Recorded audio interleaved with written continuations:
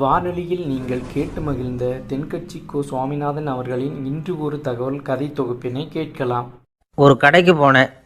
5 ரூபா பணத்தை எடுத்து கொடுத்தேன். ஒரு தினசரி பத்திரிகையை கேட்டேன். அவர் உடனே அங்கே அடுக்கி வச்சுருந்த பத்திரிகையில் ஒன்று எடுத்து என் கையில் கொடுத்தார். வாங்கிக்கிட்டேன். மீதி பணத்தை எடுத்தார். அதையும் என் கையில் கொடுக்கணும்ல, கொடுக்கல. எதிரில் இருந்த பலகையில் வச்சு எடுத்துக்க சொன்னார். எப்பவும் அவர் அப்படி தான் பண்ணுவார். நானும் எடுத்துக்கிட்டு வந்துடுவேன். இவர் ஏன் இப்படி பண்ணுறாருங்கிறது எனக்கு ரொம்ப நாளாக ஒரு சந்தேகம். ஒரு நாள் அவர்கிட்டயே இதை கேட்டுவிட்டேன். ஏங்க, நீங்கள் உங்கள் கடைக்கு வந்து பொருள்கள் வாங்குறவங்களுக்கு நீங்கள் பாக்கி சில்லறையை கொடுக்குறப்போ பலகையில் வச்சு விட்றீங்க, கையில் கொடுக்க மாட்டேங்கிறீங்களே, ஏன் அப்படின்னு கேட்டேன். காசை கையில் கொடுத்தா நம்மக்கிட்ட இருக்கிற லட்சுமி போயிடுவா சார் அப்படின்னார். அதாவது பணம் செலவாயிடும் அப்படின்னு அர்த்தமா. இன்னொரு நண்பர், அவர் ஒரு நாள் வழக்கத்துக்கு மாறாக ரொம்ப சோகமாக உட்காந்துருக்கிறார். ஏங்க என்னாச்சு, ஏன் இப்படி கப்பலே கவிழ்ந்தது மாதிரி உட்காந்துருக்குறீங்க அப்படின்னு கேட்டேன். கப்பலே கவிழ்ந்திருந்தா கூட நான் இப்படி கவலைப்பட மாட்டேன் சார், வேற ஒன்று நடந்து போச்சுன்னார். என்னன்னு கேட்டேன். என் உச்சந்தலையில் பல்லி ஒன்று விழுந்துட்டுதுன்னார். அதுக்காகவா இப்படி அப்படின்னு ஆச்சரியப்பட்டேன். ஆமாங்க, பல்லி உச்சந்தலையில் விழுந்தால் பலன் என்னன்னு பஞ்சாங்கத்தில் பார்த்தேன், மரணம்னு போட்டிருக்கு அப்படின்னு சொல்லிவிட்டு அவர் தொடர்ந்து கவலைப்பட ஆரம்பிச்சிட்டார்.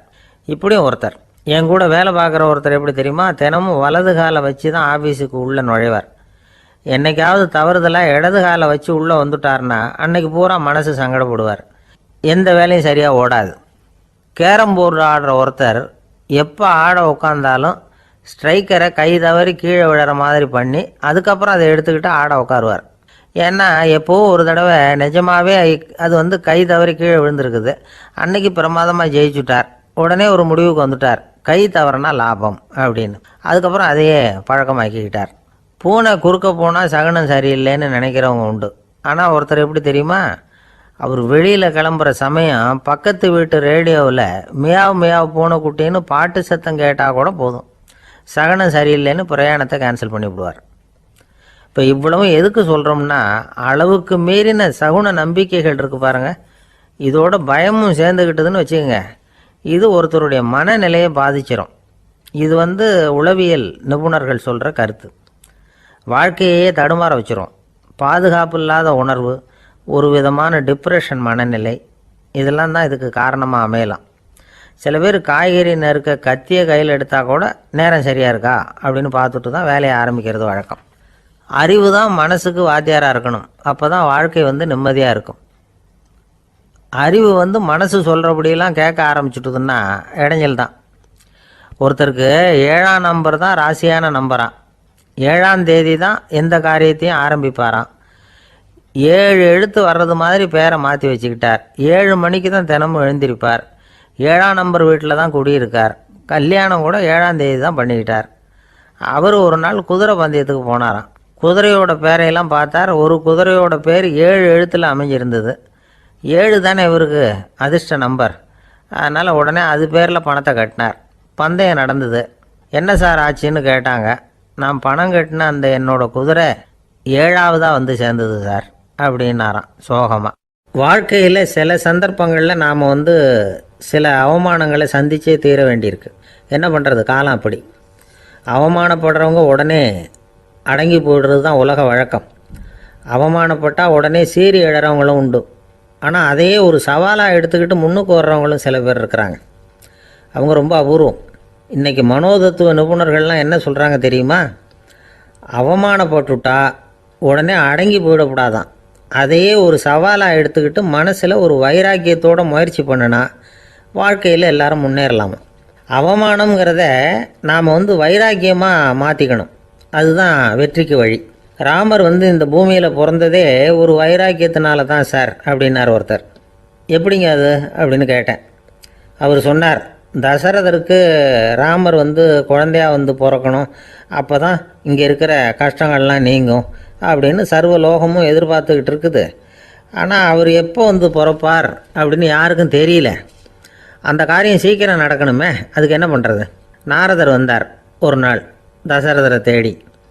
தசரதா, உனக்கு ஒரு செய்தி தெரியுமான்னு ஆரம்பித்தார். அவர் எப்பவும் இப்படித்தானே ஆரம்பிக்கிறது வழக்கம். என்ன விஷயம்னு கேட்டார் தசரதர். தசரதா, நீ அடிக்கடி உன்னோட தேரில் ஏறிக்கிட்டு தேவலோகத்துக்கு போகிற, அங்கே போகிற வர்ற எல்லாம் பண்ணிகிட்ருக்க, எல்லாம் சரி. தேவலோகத்திலையும் உன்னை நல்லபடியாக தான் வரவேற்கிறாங்க. தேவேந்திரன் உன்னை பிரியமாக அழைச்சிட்டு போய் தன்னுடைய அரியாசனத்திலேயே தனக்கு பக்கத்திலேயே உட்கார வைக்கிறான். நீயும் சந்தோஷமாக உட்காந்து பேசிவிட்டு வந்துடுற. ஆனால் நீ இங்கே வந்ததுக்கு அப்புறம் அங்கே என்ன நடக்குது தெரியுமா உனக்கு அப்படின்னாரான் நாரதர். என்ன நடக்குது எனக்கு ஒன்றும் தெரியலையே அப்படின்னாரான் தசரதர். நாரதர்கிட்ட வந்து கிட்டத்தில் வந்து கேட்டிருக்கார், கொஞ்சம் சொல்லுங்கள் என்னது அப்படின்னு. அவர் நெருங்கி வந்தாரான் நாரதரும். மெதுவாக அவர் காதோட காதாக சொன்னாராம். அதாவது நம்ம பாஷையில் சொல்லப்போனால் பற்ற வைக்கிறார். நீ அங்கே தேவேந்திரங்கிட்ட உட்காந்து பேசிவிட்டு வந்த பிறகு நீ அங்கே உட்காந்துருந்த அரியாசனத்தை தண்ணி ஊற்றி கழுவி சுத்தப்படுத்துகிறாங்க. நீ என்ன அந்த அளவுக்கு சுத்தம் இல்லாத ஆளா, தினம் குளிக்காமையாக இருக்கிற அப்படின்னாராம். தசரதருக்கு இது ரொம்ப அவமானமாக போயிட்டுது. அப்படியே செய்கிறாங்க அப்படின்னாராம். ஆமாம், நீ வேணும்னா நான் சொல்கிறது உண்மையா இல்லையா அப்படின்னு சோதனை பண்ணி பார்த்துக்கோ அப்படின்னாரான் நாரதர். உடனே தசரதர் இதுக்காகவே புறப்பட்டு தேவலோகம் போனார். அங்கே வழக்கம் போலவே இவரை கூப்பிட்டு உட்கார வச்சு பேசிக்கிட்டு இருந்தான் தேவேந்திரன். கொஞ்ச நேரம் பேசிக்கிட்டு இருந்துட்டு சரி நான் கிளம்புறேன்னு புறப்பட்டார். சரி அவனும் வாசல் வரைக்கும் வந்து வழி அனுப்பி வச்சுட்டு உள்ளே போயிட்டான். தசரதர் வெளியில் கொஞ்ச நேரம் மறைஞ்சி இருந்துட்டு மெதுவாக உள்ளே எட்டி பார்த்தார் என்ன நடக்குதுன்னு. நாரதர் சொன்னது உண்மைதான். தசரதர் உட்காந்துருந்த ஆசனத்தை அங்கே 2 தேவர்கள் கழுவி சுத்தப்படுத்திக்கிட்டு இருக்கிறாங்க. தசரதரால் இதை தாங்கிக்க முடியல. அவருக்கு ரொம்ப அவமானமாக போச்சு. நேராக கிடுகிடுன்னு தேவேந்திரங்கிட்டே போனார். நான் உட்காந்துருந்த இருக்கையே சுத்தம் பண்ணுறியே, நான் என்ன அந்த அளவுக்கு பாவியா அப்படின்னு கேட்டார். ரொம்ப கோபமாக கேட்டார். தசரதரே, மனுஷனுக்கு 3 கடன்கள் உண்டு. தேவ கடன், ரிஷி கடன், பித்ரு கடன். இதை தீர்க்காதவன் பாவியாகிறான். இதில் மகனை பெறுவதால் தான் பித்ரு கடன் தீரும். உனக்கு மகன் கிடையாது, அதனால் நீ பாவி ஆகிற. பாவி உட்காந்துருந்த இடம்ங்கிறதுனால அதை சுத்தம் செய்ய வேண்டியது எங்கள் கடமை அப்படின்னு நானும் தேவேந்திரன். இந்த இடத்துல தசரதருக்கு ஏற்பட்ட அவமானம் ஒரு வைராக்கியமாக மாறிச்சு. தேவேந்திரனே கேட்டுக்கோ, ஒரு மகனை பெற்ற பிறகு தான் இந்த சபையில் மறுபடியும் அடி எடுத்து வைப்பேன் அப்படின்னு சொல்லிவிட்டு போயிட்டாரான். போய் புத்திர காமேஷ் யாகம் பண்ணார். புத்திரர்கள் பிறந்தார்கள். இந்த கதையில் உள்ள கருத்து என்னென்னா, தேவேந்திரன் தசரதரை அப்படி அவமானப்படுத்தலைன்னா அவருக்கு இப்படி ஒரு வைராக்கியம் பிறந்திருக்குமா யோசித்து பார்க்கணும். நமக்கு ஏற்படுகிற சில அவமானங்களையும் வைராக்கியமாக மாற்றிக்குவோம். அப்படி மாற்றிக்கிட்டோம்னா வாழ்க்கையில் வந்து முன்னேறலாம். நம்ம ஆளுங்க சில பேர் அவமானத்தை வந்து வைராக்கியமாக மாற்றிக்கிறது எப்படி தெரியுமா? நம்மக்கிட்ட ஒரு பையன் சொன்னான், எங்கள் அப்பா என்னை எல்லாருக்கும் முன்னாடி வச்சு திட்டிவிட்டார், பொறுப்பு இல்லாமல் ஊர் சுற்றுறேன்னு சொல்லி அவமானப்படுத்தி விட்டார். இனிமேல் நீ என் முகத்திலேயே முழிக்காதரா போடான்னு வேற சொல்லிவிட்டார். எனக்கு ரோஷம் வந்துட்டுது. அந்த அவமானத்தை வைராக்கியமாக மாற்றிக்கிட்டேன். அன்னையிலேருந்து அவர் முகத்திலேயே முழிக்கிறதில்ல அப்படின்னா. அப்படியான்னு கேட்டோம். ஆமாங்க, அவர் வீட்டில் இல்லாத நேரமாக பார்த்து உள்ள சமையல் கட்டுக்கு போய் சாப்பிட்டுட்டு நைஸாக வெளியில் வந்துடுவேன் அப்படிங்கிறான் அவன். ஒரு ராஜா இருந்தார். நாடு பூராவும் நிறைய மரங்களை நட்டு வளர்க்கணுங்கிறது அவரோட ஆசை. தானே அதுக்கு முன்மாதிரியாக இருக்கணும்னு நினச்சார். அரண்மனையை சுற்றி மரங்களை நட்டு வளர்த்தார். இதை பார்த்துட்டு ஜனங்களும் அவங்கவுங்க வீட்டை சுற்றி மரக்கன்றுகளை நட்டு வளர்த்தாங்க. கொஞ்ச காலத்தில் ஊர் பூரா பசுமையாக மாறிச்சு. எல்லாருக்கும் சந்தோஷமாக இருந்தது. இது ஒரு பக்கம் இருக்கட்டும். இப்போ நான் சொல்ல போகிற கதை வேறு. அதாவது அந்த ராஜா ஒரு நாள் தன்னுடைய அரண்மனையை சுற்றி இருக்கிற விதவிதமான மரங்களை எல்லாம் போய் பார்த்தார். எப்படி இருக்கிறீங்க அப்படின்னு ஒவ்வொரு மரத்துக்கிட்டையும் விசாரிச்சாராம். எந்த மரமும் சந்தோஷமாக இருக்கிறதா தெரியல. அதுக்கும் மனசில் ஒரு குறை. முதல்ல ஆலமரத்துக்கிட்ட போனார். அது சொல்லிச்சு, மண்ணா நான் நல்லா பெருசாக வளர்ந்துருக்கிறேன், அடர்த்தியாக இருக்கிறேன், கிளையெல்லாம் 4 பக்கமும் நல்லா படர்ந்து தான் இருக்குது, இருந்தாலும் எந்த பிரயோஜனமும் இருக்கிறதா தெரியல எனக்கு. என்னுடைய பழம்லாம் ரொம்ப சின்னதாக இருக்குது, என் கண்ணுக்கு சரியாக புறப்பட மாட்டேங்குது. நான் இருக்கிற சைஸுக்கு என்னுடைய கிளையில் இருக்கிற பழம்லாம் எவ்வளவு பெருசாக இருக்கணும், அது இத்தினூண்டு இருக்கிறது எனக்கு பெரிய அவமானமாக இருக்குது. இப்படி இங்கே நின்றுக்கிட்டு இருக்கிறதே ரொம்ப கூச்சமாக இருக்குது. ஒரு நல்ல புயல் வந்ததுன்னா பேசாமல் சாஞ்சு விடலாமான்னு பார்க்குறேன் அப்படின்னு புலம்புது ஆலமரம். சரி இருக்கட்டும்னு நினச்சிக்கிட்டு ராஜா அடுத்தபடியாக ஒரு அத்தி மரத்துக்கிட்ட போனார். அதுவும் புலம்ப ஆரம்பிச்சுட்டுது. நான் கூட பெரிய மரம் தான், இல்லை இலையெல்லாம் அழகாக தான் இருக்குது, பழம் அழகாக இருக்குது, இருந்தாலும் உள்ள விஷயம் இல்லையே, அத்தி பழத்தை புட்டு பார்த்தா அத்தனையும் சொத்தை அப்படின்னு பழமொழியே உண்டாயிட்டுதே, இப்படி ஒரு கெட்ட பேரோடு நான் இருக்கணுமா அப்படின்னு புலம்புது அது. சரி இது இருக்கட்டும் அப்படின்னு சொல்லி அடுத்தபடியாக வேப்ப மரத்துக்கிட்ட போனார். அது தன்னுடைய வேதனையை வெளியிட்டது. எனக்கு எவ்வளவோ மருத்துவ குணங்கள்லாம் இருக்கிறதா சொல்லிக்கிறாங்க, இருந்தாலும் என்ன பிரயோஜனம், என்னுடைய பழத்தை மனிதர்கள் யாரும் விரும்பி சாப்பிட்றது இல்லையே அப்படின்னுது. ராஜா அடுத்தாப்புல இருந்த ஒரு பனை மரத்துக்கிட்ட போனார். நான் நல்லா உயரமாக தான் வளர்ந்துருக்கிறேன், மற்ற மரங்கள்லாம் என்னை வந்து அண்ணாந்து தான் பார்க்கணும், இருந்தாலும் என்கிட்ட நிழலுக்காக யாரும் வந்து ஒதுங்கிறது இல்லையே அப்படின்னுது. என்ன இது எல்லா மரமும் இப்படி திருப்தி இல்லாமல் இருந்துக்கிட்டு இருக்குதே அப்படின்னு நினச்சிக்கிட்டே ராஜா அடுத்தபடியாக அங்கே இருந்த ஒரு பைன் மரத்துக்கிட்ட போனார். அழகாக உயரமாக பசுமையாக தான் இருந்தது, ஆனால் பழமோ பூவோ கிடையாது. அதை நினச்சா அது வருத்தப்பட்டுக்கிட்டு இருக்குது. ஓக் மரம் அது ஒன்று நின்றுட்டு இருந்தது. அது என்ன சொல்லிச்சுன்னா, இலையுதிர் காலத்தில் என் மேலே இருக்கிற எல்லா இலைகளும் உதிர்ந்து போடுது, முடி கொட்டின மனிதர்கள் மாதிரி மொட்டையாக நான் நிற்க வேண்டியிருக்குது, என்ன வாழ்க்கை இது அப்படின்னு சொல்லி அழுத்துக்கிட்டது. சரி புளிய மரம் என்ன சொல்லுது பார்ப்போம்னு அதுகிட்ட போனால், என்னுடைய நிழலில் யாருமே தங்க மாட்டாங்க, உடம்புக்கு சூடுன்னு ஒதுங்கி போயிடுவாங்க, அடிமரத்தை பார்த்தீங்கன்னா பட்டையெல்லாம் உறிஞ்சி பார்க்குறதுக்கே கேவலமாக இருப்பேன் அப்படின்னுது அது. முருங்கை மரம் என்ன சொல்லிச்சு தெரியுமா, என்னுடைய இலை காயெல்லாம் சாப்பிட்றவங்களுக்கு சத்து கொடுக்கறது வாசவம்தான், ஆனால் என் உடம்புல சத்தே கிடையாது, கொஞ்சம் வேகமாக காற்று அடிச்சதுன்னா முறிஞ்சி விழுந்துடுறேன், என்ன வாழ்க்கை இது அப்படின்னு சொல்லி அது வருத்தப்பட்டது. ராஜா யோசனை பண்ணார், என்ன இது மரங்கள் வந்து பூமியின் வரங்கள்னு சொல்கிறோம், மழை பெய்யறதுக்கு அதுதான் காரணம், பூமி செழிப்பாக இருக்கிறதுக்கும் அதுதான் காரணம், வீடு கட்டுறதுக்கு மரம், நாற்காலி செய்ய உபயோகப்படுத்துறதுக்கும் அதுதான் உபயோகப்படுது, மனுஷனுக்கு வேண்டிய ஆகாரங்களையும் கொடுக்குது, இப்படிலாம் இருந்தும் எல்லா மரமும் நிம்மதி இல்லாமல் இருந்துக்கிட்டு இருக்குதே அப்படின்னு நினச்சார். அப்போது அங்கே இருந்த ஒரு மகிழ மரம் அவர் கண்ணில் பட்டுது. அந்த மரம் மட்டும் கொஞ்சம் நிம்மதியாக மகிழ்ச்சியாக இருக்கிறது மாதிரி தெரிஞ்சுது. உடனே ராஜா அதுக்கிட்ட போனார். உனக்கு மனசில் எதுவும் குறை இல்லையான்னு கேட்டார். இல்லை, நான் சந்தோஷமாக தான் இருக்கேன்னு தான் அந்த மகிழ மரம். அப்படியான்னு ஆச்சரியமாக கேட்டார் ராஜா. ஆமாம் மன்னா, இந்த இடத்துல நீங்கள் ஒரு முருங்கை மரத்தையோ வேப்ப மரத்தையோ கூட நட்டிருக்கலாம், ஆனால் இந்த இடத்துல நடுறதுக்கு என்ன தேர்ந்தெடுத்துருக்குறீங்க, அதுவே எனக்கு பெருமை, அதுவே எனக்கு திருப்தி அப்படின்னு தான் மகிழ மரம். மகிழ மரம் சாதாரணமாக தான் இருக்கும், இளம் மஞ்சள் நிறத்தில் பூக்கள், அது காய்ந்தும் மனம் வீசும். மகிழ மரம் மாதிரி மன திருப்தியோடு வாழறதுக்கு நாம் கற்றுக்கணுமா. நாம் இந்த உலகத்தில் ஒரு நாயாவோ நரியாவோ கூட பிறந்திருக்கலாம், மனுஷனாக பிறந்திருக்கிறோம், அதுவே பெருமை தானே. இந்த நிறைவு தான் மகிழ்ச்சியின் ரகசியம். ஒரு பையன் அப்பா கிட்ட போய், அப்பா நீங்கள் இந்த உலகத்தில் ஒரு மனுஷனாக பிறந்தது என்னோட அதிர்ஷ்டம் நானா. ஏண்டா அப்படி சொல்கிறேன்னு இருக்கார் அப்பா. நீங்கள் ஒரு கரடியாக பிறந்திருந்தா இந்நேரம் நானும் ஒரு கரடி குட்டியாக தானே இருந்திருப்பேன் அப்படின்னு நானா பையன். இமயமலை அடிவாரத்தில் ஒரு மடம், அங்கே ஒரு சன்னியாசி இருந்தார். அவர்கிட்ட ஒருத்தர் வந்தார். சுவாமி, ஆசையை உதற நினைக்கிறேன், முடியல, ஒட்டிக்கிட்டே வருது அப்படின்னாராம். இப்படி உட்கார ஒரு கதை சொல்கிறேன் அப்படின்னு சொல்லி அவர் சொல்ல ஆரம்பித்தாராம். அவர் சொன்ன கதை என்னென்னா, ஒரு ஊரில் ஒரு ஆள் இருந்தான். அவன் பேர் குப்புசாமி. அவன்கிட்ட எப்பவும் ஒரு பழைய தொப்பி இருக்கும், விடவே மாட்டான். அதனால் அவனை எல்லோரும் தொப்பி சாமி அப்படின்னு தான் கூப்பிடுறது வழக்கம். ஒரு புது தொப்பி வாங்கிக்கப்படாதாப்பா அப்படின்னு நண்பர்கள்லாம் சொல்லி பார்த்தாங்க. பணத்துக்கு எங்கே போவேன் அப்படின்னு விட்டானான். பணம் வச்சுருக்கான், செலவு பண்ண மனசு வரல, மகா கஞ்சன். பழைய பாட்டில்கள்லாம் வாங்கி விற்றுக்கிட்டு இருந்தான்.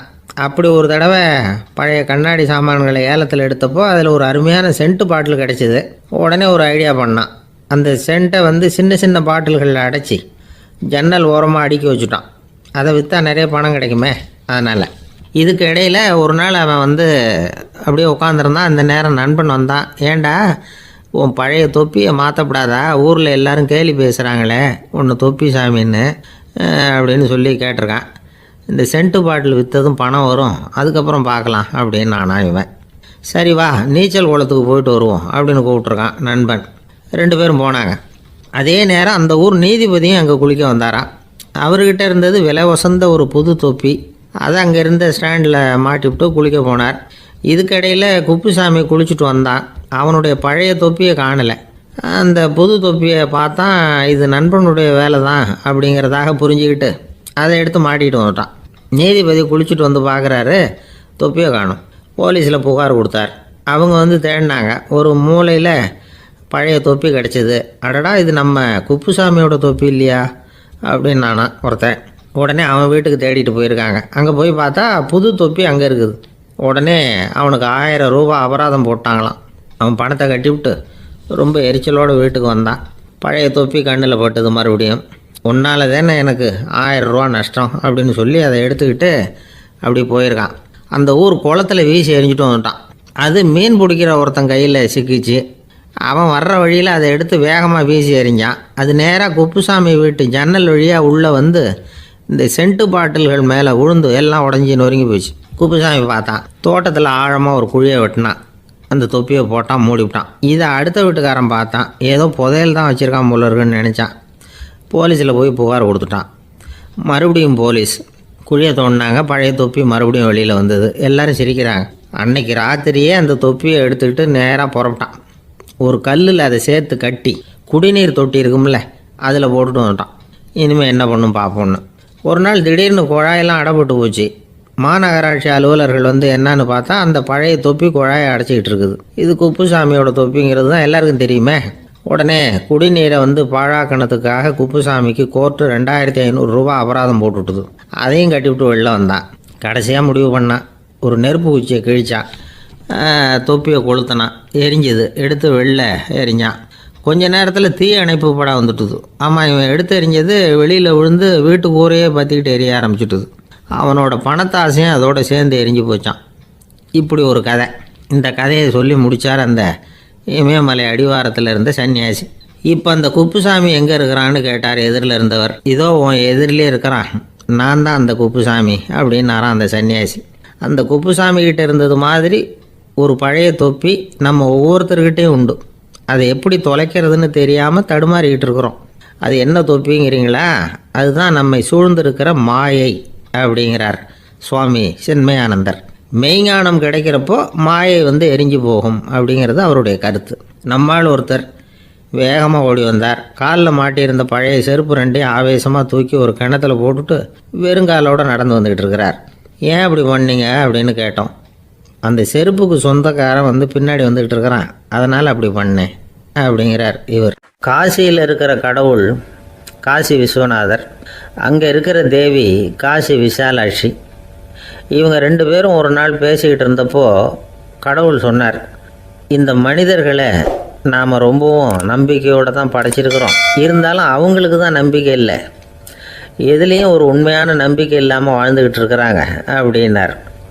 என்ன அப்படி சொல்கிறீங்க? அதை பாருங்கள், எவ்வளவு பேர் காசியை தேடிட்டு வந்து கங்கையில் குளிச்சுக்கிட்டு இருக்கிறாங்க. அவங்களெலாம் நம்பிக்கை இல்லைன்னா இவ்வளவு தூரம் தேடிட்டு வந்து இங்கே குளிப்பாங்களா அப்படின்னு நாங்கள் தேவி. சரி, அதை சோதித்து பார்க்கலாம் அப்படின்னு 2 பேரும் முடிவு பண்ணிக்கிட்டாங்க. உடனே ஒரு திட்டம் போட்டாங்க. அது எப்படின்னா, நாம் 2 பேருமே பக்தர்கள் மாதிரி உருவத்தை மாற்றிக்கிட்டு கங்கை கரைக்கு போக வேண்டியது. நான் வந்து கங்கையில் இறங்கி குளிக்கிறேன். கொஞ்ச நேரத்தில் சுழலில் மாட்டிக்கிட்டது மாதிரி நடிக்கிறேன். நீ உடனே கரையிலேருந்து சத்தம் போடும், என்னோடய வீட்டுக்காரரை யாராவது காப்பாற்றுங்களேன்னு சத்தம் போடும். அதோடு இன்னொன்று சொல்லு, யாராவது ஒரு புண்ணிய ஆத்மா அவர்கிட்ட போய் அவருடைய முடியை பிடிச்சி இழுக்கணும். அப்படி ஒரு சாபம் இருக்குது எங்களுக்கு. புண்ணிய ஆத்மா, அதாவது எந்த பாவமும் செய்யாத இல்லாத ஒருத்தர் தான் அவரை காப்பாற்ற முடியும்.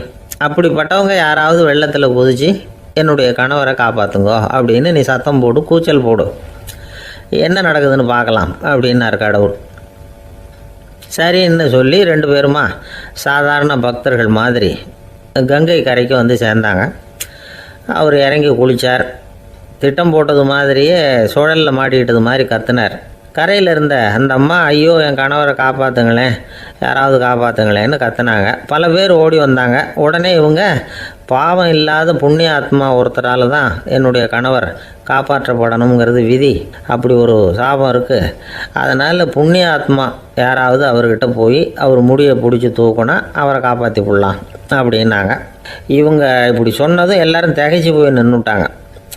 ஒவ்வொருத்தருக்கும் அவங்க செஞ்ச பாவம்லாம் ஒவ்வொன்றா ஞாபகத்துக்கு வர ஆரம்பிச்சுட்டுது. சரி, இதுக்கு நாம் லாயக்கு இல்லை அப்படின்னு சொல்லி ஒதுங்கி போக ஆரம்பிச்சிட்டாங்க எல்லாம்.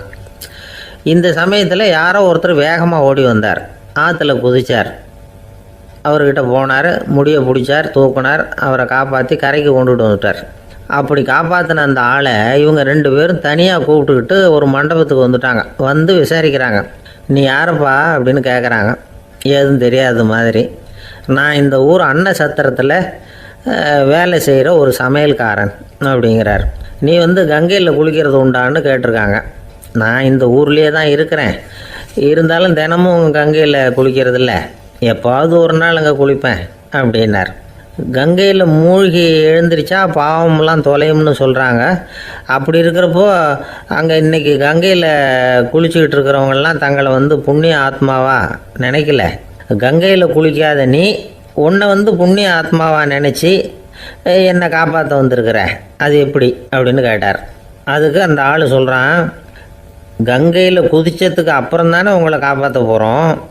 அப்படி குதிக்கும் பொழுது என்னுடைய பாவமெல்லாம் போயிருக்கும்ல, நான் புண்ணிய ஆத்மாவாக ஆயிருப்பேனே, அதனால தான் துணிஞ்சு வந்து உங்களை காப்பாற்றினேன் அப்படின்னா. கடவுளும் தேவியும் அவனுக்கு வந்து காட்சி கொடுத்தாங்களாம். இப்படி ஒரு கதை உண்டு. அதாவது கங்கையில் குளிச்சுக்கிட்டு இருக்கிறவங்களுக்கே தங்களுடைய பாவம் போகுங்கிற நம்பிக்கை பரிபூர்ணமாக இல்லை. குளிக்காத ஒருத்தனுக்கு அந்த நம்பிக்கை இருந்தது. அதனால் அவனால் கடவுளை பார்க்க முடிஞ்சது. கடவுளை வந்து நாமளும் பார்க்க முடியுமா முடியாதா அப்படிங்கிற குழப்பம்லாம் நமக்கு வேண்டியதில்லை. நம்பிக்கையோடு வாழணுங்கிற உண்மையை மட்டும் இந்த கதையிலேருந்து புரிஞ்சுக்கிட்டால் போதும். ஏன்னா இந்த கதையை கேட்டுட்டு ஒரு நண்பன் குதர்க்கமாக ஒரு கேள்வி கேட்டான். ஏன் சார், கங்கையில் குளித்தா பாவம் போயிடும்னு சொல்கிறீங்களே, நான் எனக்கு வேண்டாத ஒருத்தனை அழைச்சிட்டு போய் கங்கையிலேயே தள்ளி விட்டுட்டு அதுக்கப்புறம் அங்கேயே முழுக்க போட்டுட்டு நான் செஞ்ச பாவத்தை வந்து அதுலேயே கழுவி விட்டுட்டு மறுபடியும் உங்ககிட்ட வந்துடுறேன்னு வச்சுக்கோங்க, நீங்கள் என்னை வந்து புண்ணிய ஆத்மான்னு ஏற்றுக்குவீங்களா அப்படிங்கிறான். ஆள் கொஞ்சம் அசந்தான் நம்மளே அங்கே அழைச்சிட்டு போனாலும் போயிடுவான். என்ன சார் உங்கள் பையன் என்ன செஞ்சுக்கிட்டு இருக்கிறான் இப்போது அப்படின்னு கேட்டார் ஒருத்தர். அடிக்கடி கண்ணாடி முன்னாடி நின்று அழகு பார்த்துக்கிட்டு இருக்கிறான் சார் அப்படின்னாரு அப்பா. இளம் பருவம் இப்படி தான் இருக்கும், அதையெல்லாம் சாதாரணமாக நினச்சிடாதீங்க அப்படின்னாரு அவர். என்ன சார் சொல்கிறீங்க, கண்ணாடி முன்னாடி நின்றுக்கிட்டு நேரத்தை வீணாக்கிக்கிட்டு இருக்கான், அதை ஒரு பெரிய விஷயமா நான் நினைக்கணுமா அப்படின்னாரு இவர்.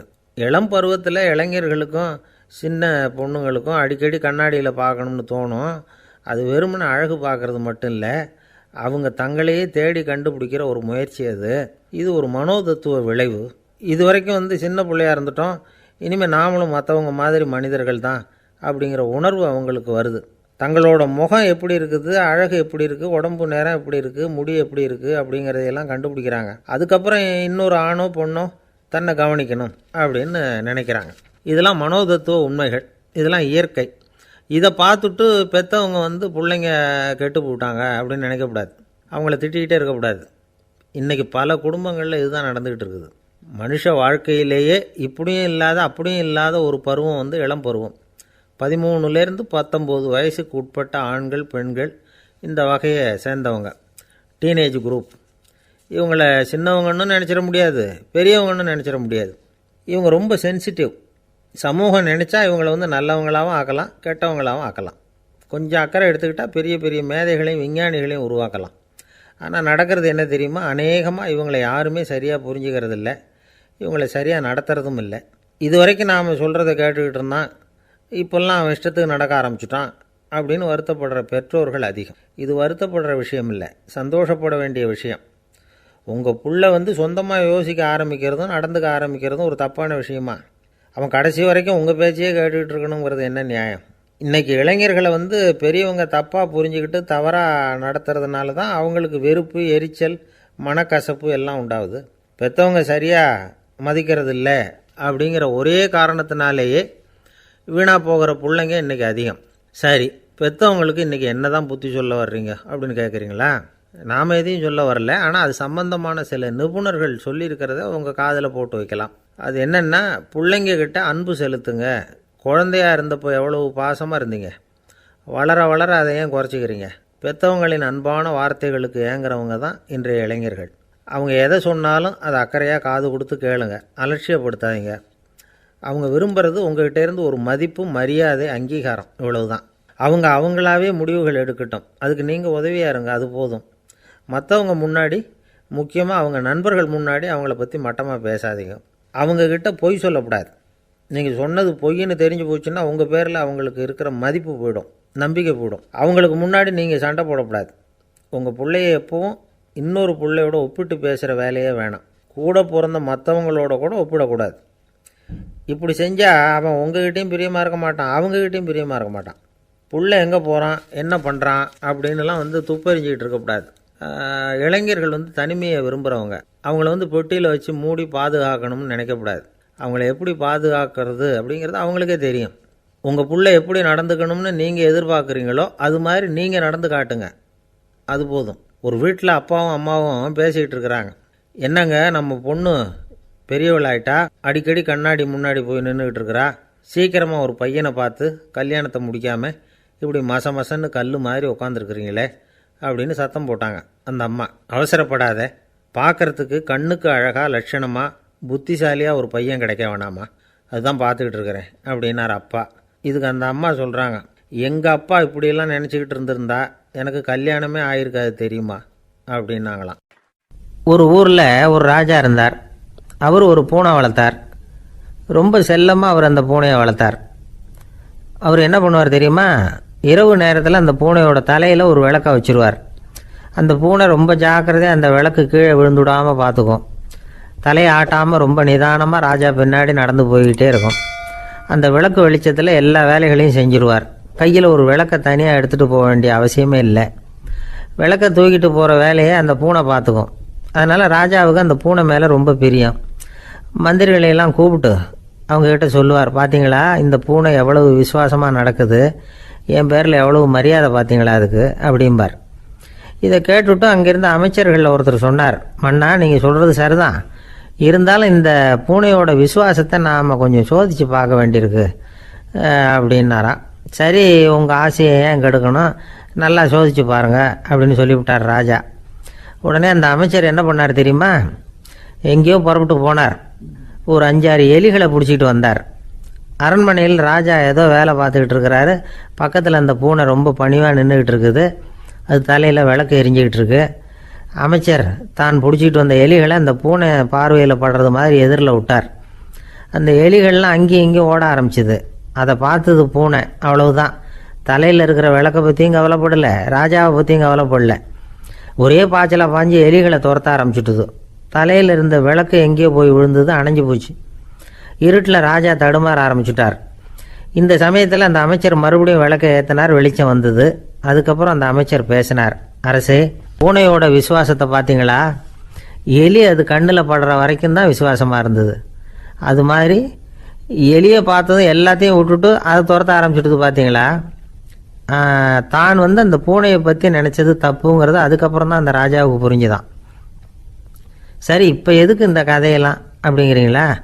இந்த பூனை மாதிரி தான் நம்ம மனசும். மனசை எவ்வளவு தான் பயிற்சி கொடுத்து பக்குவமாக வச்சுருந்தாலும் பார்க்குறதுக்கு பரமசாது மாதிரி தான் இருக்கும். பார்க்க வேண்டியதை பார்த்துட்டுதுன்னா பாஞ்சிரும். இந்த பூனை மாதிரி புலன் இன்ப பொருள்கள் கிட்டாத வரைக்கும் மனம் அடங்கி இருக்கிறது மாதிரி தான் தெரியும். கொஞ்சம் வாய்ப்பு கிடைச்சாலும் அது குதிக்க ஆரம்பிச்சிடும், தப்பு பண்ண ஆரம்பிச்சிடும். பெரிய பெரிய முனிவர்கள் வாழ்க்கையில் நடந்த வீழ்ச்சி இதை தான் நிரூபிக்குது. புலன்களின் ஆற்றல் அதிகம். அதனால் மனக்கட்டுப்பாடு பயிற்சிகளில் ரொம்ப எச்சரிக்கையாக இருக்கணுங்கிறார் சுவாமி சிவானந்தர். மது பழக்கத்தையே விட்டுவிட்டேன்னு உறுதியாக இருப்பான். கடை கண்ணில் பட்டுவிட்டதுன்னா கால் அவனை கேட்காமலே இழுத்துக்கிட்டு உள்ளே போயிடும். இதுதான் மனசுங்கிறது. அதுதான் அந்த ராஜா வளர்த்த பூனை. நம்மால் ஒருத்தன் அந்த ராஜா பூனை தலையில் விளக்க வச்சது மாதிரி இவன் தன்னுடைய தலையிலேயே ஒரு விளக்கை ஏற்றி வச்சுக்கிட்டு என்னத்தையோ தேட ஆரம்பித்தான். தேடிக்கிட்டு இருக்கிறான். தலையை ஆட்டாமல் நிதானமாக நடந்து ரொம்ப நேரமாக தேடிட்டு இருக்கிறான். அந்த சமயம் அங்கே வந்த ஒருத்தர், என்னத்தை தேடுறீங்கன்னு கேட்டார். அதுதான் மறந்து போச்சு அப்படின்னு இழுத்தான். சரி, கொஞ்சம் இப்படி உட்காருங்க, ஞாபகம் வந்ததுன்னு தேட ஆரம்பிக்கலாம் அப்படின்னார் அவர். இவன் கொஞ்ச நேரம் உட்காந்து யோசித்தான். அப்புறம் திடீர்னு எழுந்திரிச்சான். ஞாபகம் வந்துட்டுதுன்னா. என்னன்னு கேட்டார். எங்கள் வீட்டில் இருந்த விளக்கை எங்கே வச்சேன்னு தெரியல, அதை தான் தேடிக்கிட்டு இருக்கிறேன், ஏற்றி வைக்கலாம்னு பார்க்குறேன் அப்படின்னா. எனக்கு இது மட்டும்தான் சார் தெரியும், இதை தவிர வேறு எதுவும் தெரியாது அப்படின்னு சொல்லிக்கிட்டே காலம் தள்ளுறவங்க ரொம்ப பேர். அவங்களெல்லாம் கஷ்டப்பட வேண்டியிருக்கும். ஒருத்தர் தன்னுடைய தொழிலில் ரொம்ப கெட்டிக்காரராக இருக்கலாம். அதுக்காக எப்பவும் அதே ஞாபகத்தில் இருந்துக்கிட்டு உலகியல் அறிவு இல்லாமல் இருந்துடக்கூடாது, அது ஆபத்து. இதுக்காக நம்ம தாத்தா பாட்டிலாம் ஒரு கதை சொல்லுவாங்களே, கேள்விப்பட்டிருக்கீங்களா? ஒரு சமயம் ஒரு 4 பேர் சேர்ந்து வெளியூருக்கு பிரயாணம் போனாங்களாம். அந்த 4 பேர் எப்படி தெரியுமா? ஒருத்தர் வேதாந்தி, இன்னொருத்தர் சங்கீத வித்வான், 3வது ஆள் வைத்தியர், 4வது ஆள் ஜோசியர். இவங்க 4 பேரும் நண்பர்கள். அதனால் சேர்ந்து புறப்பட்டாங்க. வழியில் ஒரு ஊரில் தங்கினாங்க. இருட்டி போச்சு. அதனால் இன்றைக்கி ராத்திரி இங்கேயே தங்கி இருந்துட்டு நாளைக்கு புறப்படலாம் அப்படின்னு தீர்மானம் பண்ணாங்க. சாப்பாட்டுக்கு என்ன பண்ணுறது? அங்கேயே கடத்தெருவுக்கு போய் சாமான்லாம் வாங்கியாந்து சமைச்சு சாப்பிட்லாம்னு முடிவு பண்ணாங்க. 4 பேர் இருக்கிறதுனால ஆளுக்கு ஒரு காரியமாக செய்யலாம் அப்படின்னு வேலையை பிரிச்சுக்கிட்டாங்க. வைத்தியர் கரிகாய் வாங்க போனார். வேதாந்தி எண்ணெய் வாங்க போனார். ஜோசியர் பலசரக்கு வாங்க போனார். சங்கீத வித்வானுக்கு சமைக்கிற வேலை. எல்லாம் சரி. ஆனால் நடந்தது என்ன தெரியுமா? கடைத்தெருவுக்கு காய்கறி வாங்க போனார்ல வைத்தியர், அங்கே போய் மார்க்கெட்டில் பார்த்தார். ஒவ்வொரு கறிகாயாக எடுத்து பார்த்தார். இது பித்தம், உடம்புக்கு ஒத்துக்காது. இது வாயு, உடம்பு ஒத்துக்காது அப்படின்னு ஒவ்வொன்றா தள்ளினார். கடைசியில் ஒன்றுமே தேரல. வெறுங்கையோடு திரும்பி வந்துக்கிட்டு இருக்கிறார். எண்ணெய் வாங்க போனார் வேதாந்தி. அவர் ஒரு தொன்னையில் எண்ணெயை வாங்கினார். பேசாமல் அதை எடுத்துகிட்டு வர வேண்டியது தானே, முடியல. அவருடைய வேதாந்த மூளை சிந்திக்க ஆரம்பிச்சுட்டுது. இந்த தொன்னைக்கு எண்ணெய் ஆதாரமா அல்லது எண்ணெய்க்கு தொன்னை ஆதாரமா அப்படிங்கிற ஆராய்ச்சியில் இறங்கினார். என்னாச்சு தெரியுமா? அப்படி கவுத்து பார்த்தார். வாங்கின எண்ணெய் பூராவையும் வழியில் கொட்டிவிட்டு வெறும் தொண்டையோடு சேர்ந்தார். பலசரக்கு வாங்க போனார் ஜோசியர். அவர் ஒரு வழியில் பார்த்தாரு. வழியில் வந்தவங்களெல்லாம் அங்கங்கே ஒரு மரத்தடியில் உட்கார வச்சு அவங்களுக்கெல்லாம் ஆர்வம் சொல்ல ஆரம்பிச்சிட்டார். அப்படி ஒவ்வொருத்தராக சொல்லி முடிச்சுட்டு கடத்தருக்கு போய் சேர்ந்தார். இவர் அங்கே போய் சேர்றதுக்குள்ளே ரொம்ப நேரம் ஆகிட்டுது. கடையெல்லாம் பூட்டி விட்டு போயிட்டாங்க. என்ன செய்கிறது? அவரும் வெறுங்கையோடு திரும்பி சேர்ந்தார். சரி, இவங்க கதை தான் இப்படி ஆச்சு. அங்கே சமைக்கிறதுக்காக உட்காந்துருந்தார் சங்கீத வித்வான். அவர் கதை என்னாச்சு தெரியுமா? அங்கே அவர் அடுப்பை பற்ற வச்சு ஒலையை கொதிக்க வச்சார். அதாவது ஒரு பானையில் தண்ணியை ஊற்றி அடுப்பில் வச்சார். அது கொதிக்க ஆரம்பிச்சிது. தண்ணி கொதிக்கிற சத்தம் இருக்குதுல்ல, அது இவருக்கு தாளம் போடுறது மாதிரி இருந்தது. ஒரே குஷி, பாட ஆரம்பிச்சிட்டார். பாடிக்கிட்டே உற்சாகமாக கையில் இருந்த கரண்டியால் அந்த பானையில் தட்டினார், தாளம் போடுறதா நினச்சிக்கிட்டு. அவ்வளவுதான், பானை பட்டுன்னு உடஞ்சி போச்சு. தலையில் கையை வச்சுக்கிட்டு அவரும் உட்காந்துட்டார். எந்த தொழில் தெரிஞ்சாலும் சரி, அதை புத்திசாலித்தனமாக பயன்படுத்த தெரியலன்னா ஆபத்து தான். அதுக்காக தான் இந்த கதை. ஒரு பஸ்ஸு டிரைவர் ரொம்ப கெட்டிக்காரர். பஸ்ஸை ரொம்ப திறமையாக ஆபத்து இல்லாமல் ஓட்டினதுக்காக பரிசுலாம் வாங்கினவர். அவரே ஒரு படகு ஓட்டுறதுக்காக அழைச்சிட்டு போயிருக்கிறாங்க, மோட்டார் படகு. அதையும் ரொம்ப திறமையாக தான் ஓட்டிகிட்டு போயிருக்கிறாரு. நடுக்கடலில் போனதும் படகு நின்று போச்சு. மோட்டாரில் ஏதோ கோளாறு. என்ன செய்யலாம் அப்படின்னு அந்த டிரைவரை கேட்டிருக்கிறாங்க படகுல இருந்தவங்கெல்லாம். அப்போ அவர் சொன்னாராம், கவலைப்படாதீங்க, ஒன்றும் பிரச்சனை இல்லை, எல்லோரும் கொஞ்சம் கீழே இறங்கி பின்னாடி தள்ளுங்க, மோட்டார் ஸ்டார்ட் ஆகிடும் அப்படின்னாராம். ஒரு விவசாயி விதைக்கிறதுக்காக வயல்வெளி பக்கம் போகிறார். விதைகளை அள்ளி வீசினார். அப்போ என்ன ஆச்சுன்னா, சில விதைகள் பாதை ஓரத்தில் விழுந்தது. சில விதைகள் முள் செடிகள் மண்டி இருந்த புதருக்கு இடையில் விழுந்தது. சில விதைகள் நல்ல நிலத்தில் விழுந்தது. பாதை ஓரத்தில் விழுந்த விதை என்ன ஆச்சுன்னா, அதெல்லாம் பறவைகள் கண்ணில் போட்டுவிட்டுது. உடனே உட்காந்து கொத்தி தின்னுட்டு போட்டுது. அதிகமாக மண் இல்லாத பாறை பகுதியில் விழுந்த விதையெல்லாம் லேசாக வேர் விட்டு முளைக்க ஆரம்பிச்சிது. அதுக்கப்புறம் வேர் கீழேயும் ஆழமாக போக முடியல, மேலேயும் சூரிய வெப்பம் அதிகம் தாங்க முடியல, எல்லாம் காஞ்சி கருகி போட்டுது. புதர் பகுதியில் சில விதைகள் விழுந்தது இல்லையா, முள் செடிகள் காடாக மண்டி போயிருந்தது. அதனால் முளைச்சி வர்ற செடிக்கு நெருக்கடி அதிகமாக போட்டுது, சரியாக வளர முடியல, விளைச்சலும் சரியாக இல்லை. நல்ல நிலத்தில் விழுந்த விதைகள் மட்டும் நல்லா முளைச்சிது, நல்லா வளர்ந்தது, விளைச்சலும் பிரமாதமாக இருந்தது. இந்த கதையை சொல்லிவிட்டு கேட்க செவியுள்ளோர் கேட்கட்டும் அப்படிங்கிறார் இயேசு பெருமான். ஆமாம், இயேசு கடலில் நின்ற படகு ஒன்றில் உட்காந்துருக்கிறார். கடற்கரையில் ஏராளமான மக்கள் உட்காந்துருக்கிறாங்க. அந்த சமயத்தில் தான் இயேசு ஓமைகள் மூலமாக மக்களுக்கு பல உண்மைகளை சொல்லிகிட்டு இருக்கிறார். மக்கள் அந்த கதையை கேட்டுட்டு ஒன்றும் புரியாமல் முழிக்கிறாங்க. அதை கவனித்த இயேசு அந்த ஓமையை விளக்க ஆரம்பித்தார். இதில் அந்த விதைக்கிறவர் தான் இறைவன். அவருடைய வார்த்தைகளை விதைக்கிறார். அந்த வார்த்தைகளை கேட்கிற மக்கள் அந்த விழுந்த விதைகள் மாதிரி 4 வகையானவர்கள். சில பேர் பாதை ஓரத்தில் விழுந்த விதைகள் மாதிரி. இறைவன் வார்த்தைகளை அவங்க கேட்குறாங்க, ஆனால் தீய எண்ணங்கள் செய்கைகள் மூலமாக விதைக்கப்பட்ட வார்த்தைகள் அழிஞ்சு போடுது. இறைவன் வார்த்தைகளை கேட்ட உடனே மகிழ்ந்து போய் உடனே சில பேர் அதை ஏற்றுக்கிறாங்க. இவங்கெல்லாம் அந்த பாறை பகுதியில் விழுந்த விதைகள் மாதிரி. அதனால் இவங்கெல்லாம் வேறு இல்லாதவங்க, கொஞ்ச காலத்துக்கு இறை வார்த்தைகளுக்கு கீழ்ப்படிந்து நடப்பாங்க. அதனால் ஏதாவது இடைஞ்சல் ஏற்பட்டால் உடனே தடுமாறுவாங்க. தங்கள்கிட்ட இருக்கிற நல்ல பண்புகளை விட்டுட்டு பாவ வழிகளுக்கு போயிடுவாங்க. முள் செடிகளுக்கு இடையில விழுந்த விதைகள் மாதிரி உள்ளவங்க யாருன்னா இவங்களுக்கு உலக கவலை உண்டு, செல்வத்தின் மீது மயக்கம் உடையவர்கள். உலக ஆசைகள் இவங்களுக்குள்ளே பூந்துடுறதுனால அங்கே இருக்கிற நல்ல பண்புகள் மறைஞ்சு போயிடுது. அதனால் அவங்களும் உபயோகம் இல்லாதவங்களாக ஆயிடுறாங்க. நல்ல மனிதர்கள் நல்ல நிலத்தில் விழுந்த விதைகளுக்கு ஒப்பானவர்கள். இவங்க இறை வார்த்தையை கேட்குறாங்க, அதை ஏற்றுக்கிறாங்க, அவங்களும் நல்லபடியாக வாழுறாங்க, அடுத்தவங்களுக்கும் உபயோகமாக இருப்பாங்க. இதுதான் இயேசு சொன்ன விளக்கம். நல்ல வார்த்தைகளை கேளுங்கள், நல்ல வார்த்தைகளை ஏற்றுக்கொள்ளுங்கள், அடுத்தவங்களுக்கு உபயோகமாக இருங்க. இதுதான் பெரியவங்கள்லாம் நமக்கு சொல்லுகிற உபதேசம். ஒரு அப்பா தன்னுடைய மகனுக்கு உபதேசம் பண்ணார். இதை பாருப்பா, நல்ல வார்த்தைகளை கேட்கணும், எப்போதுமே மகன் அப்பா பேச்சை கேட்குறது நல்லது அப்படின்னாராம். நீ ஏதாவது ஒரு தப்பு பண்ணால் என் தலையில் ஒரு முடி நரைச்சி வெள்ளையாக போடும்பா, நீ செய்கிற ஒவ்வொரு தப்புக்கும் என் தலையில் ஒவ்வொரு முடி வெள்ளையாயிடும் அப்படின்னாராம். பையன் யோசித்தான், அப்பா இப்போ தான் எனக்கு புரியுது, தாத்தாவோட தலைமுடி பூராவும் வெள்ளையாக இருக்கிறதுக்கு என்ன காரணங்கிறது எனக்கு இப்போ தான் புரியுது அப்படின்னானா. ஒரு ஊரில் ஒரு இளைஞன் இருந்தான். ஒரு நாள் அவன் ஒரு குருவை தேடிட்டு புறப்பட்டான். ஊரை விட்டு வெளியில் போனான். போகிற வழியில் ஒரு காடு. அந்த காட்டில் ஒரு மரத்தடியில் ஒரு பெரியவர் உட்காந்துருக்கிறார். அமைதியாக மௌனமாக அவர் அமர்ந்திருக்கிறார்.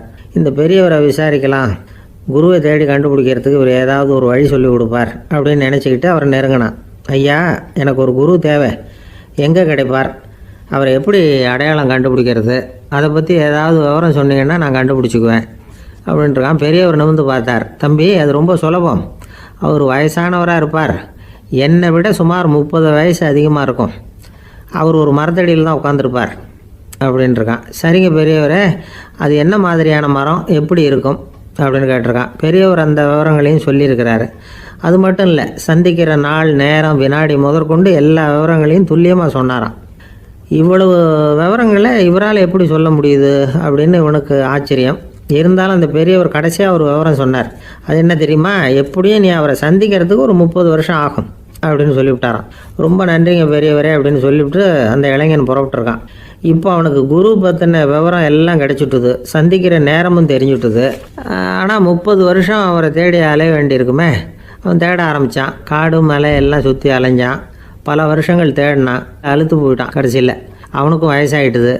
கடைசியில் தன்னுடைய சொந்த ஊருக்கே திரும்பி போய்கிட்டு இருந்தான். அங்கே ஒரு மரத்தடியில் அவன் தேடிக்கிட்டு இருந்த குருநாதர் கிடைச்சார். யார் அவருன்னா, 30 வருஷத்துக்கு முன்னாடி வழி சொல்லி கொடுத்தாருல அதே பெரியவர். அவருக்கு இப்போ 30 வயசு அதிகமாக இருந்தது. அதே மரம், அன்னைக்கு பெரியவர் சொன்ன அடையாளம் இப்போ பொருத்தமாக இருந்தது. இப்போ அந்த பெரியவர் சொன்னார், சரியாக வந்து சேர்ந்துட்டேன், வா, உனக்காக தான் நான் இவ்வளவு காலமும் காத்துக்கிட்டு இருந்தேன் அப்படின்னாரான். என்ன சொல்கிறீங்கன்றிருக்கான்.